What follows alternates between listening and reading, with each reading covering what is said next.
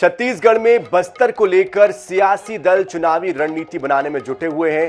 कांग्रेस हो या फिर भाजपा, फोकस में बस्तर है। सीएम भूपेश बघेल खुद भी लगातार बस्तर का दौरा कर रहे हैं। दोनों दलों के प्रदेश प्रभारी भी बस्तर पहुंच चुके हैं। आखिर बस्तर को लेकर सियासी दलों में क्यों है इतनी बेचैनी और बस्तर में ऐसा क्या है, देखिए इस खास रिपोर्ट में कि बस्तर किस तरह से सत्तारूपी मंजिल पाने का एक प्रमुख मार्ग बन गया है, गढ़ बन गया है। बस्तर के सियासी मिजाज को समझने के लिए यहाँ का जो राजनीतिक समीकरण है, जातिगत समीकरण है, देखिए इस रिपोर्ट।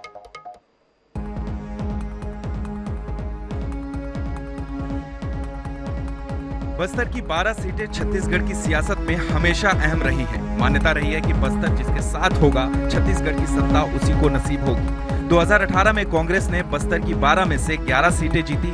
इस समय सभी 12 सीटें कांग्रेस के पास हैं। फिर भी कांग्रेस की धड़कनें बढ़ी हुई हैं। वहीं भाजपा वापसी को लेकर बेकरार है। कांग्रेस के लिए बड़ी चुनौती है। फिलहाल कुछ विधायकों के परफॉर्मेंस पर सवाल खड़े हो रहे हैं। परिस्थितियों को भांपते हुए कांग्रेस अपनी सीटें बचाने की जुगत में है। वहीं भाजपा इसका लाभ लेने की पुरजोर कोशिश में है। इसे लेकर पीसीसी चीफ मोहन मरकाम कहते हैं कि बस्तर के रास्ते से ही छत्तीसगढ़ की सत्ता तक पहुंचा जाता है, इसलिए भाजपा वहां फोकस कर रही है। लेकिन कांग्रेस सरकार ने बस्तर के विकास के लिए काफी काम किया है। वहीं सांसद सुनील सोनी का कहना है कि कांग्रेस डरी हुई है, इसलिए उनके नेता बस्तर का लगातार दौरा कर रहे हैं। अक्सर कहा जाता है बस्तर के रास्ते से ही छत्तीसगढ़ में सरकार तक पहुंचा जाता है। स्वाभाविक है, राजनीतिक दल बस्तर में फोकस कर रहे हैं। कांग्रेस पार्टी भी लगातार बस्तर के विकास के लिए, बस्तर की प्रगति के लिए हमारे माननीय मुख्यमंत्री जी विशेष कार्य योजना बनाकर काम कर रहे हैं।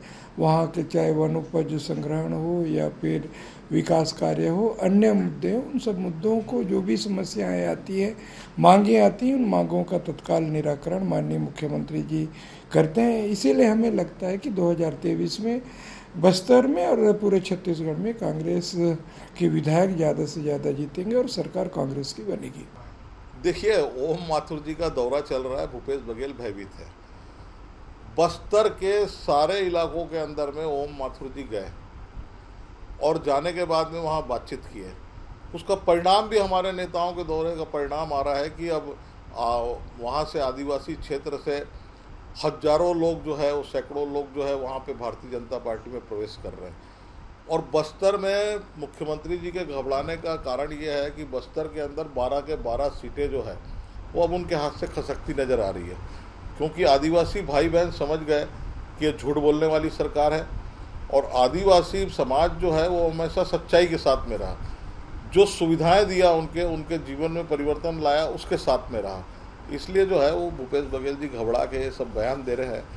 और ये अच्छा है, संकेत अच्छा है कि भारतीय जनता पार्टी के लिए कि बस्तर हमारे लिए ठीक हो गया। बस्तर को लेकर भाजपा का दावा है कि कांग्रेस की जमीन खिसक रही है। वहीं कांग्रेस बस्तर को साधने की हर संभव कोशिश करती दिख रही है। बस्तर के लिए शासन की योजनाओं से भी यही नजर आता है। ऐसे में सियासी दलों की निगाहें भले ही बस्तर की 12 सीटों पर जीत हार पर टिकी हो, सुखद पहलू ये है कि बस्तर के आदिवासी इस समय सियासत के केंद्र में हैं। एक उम्मीद ये भी की जा रही है कि बस्तर में एक बार फिर शांति बहाल हो। रायपुर से INS 24/7 के लिए गौरव शर्मा की रिपोर्ट।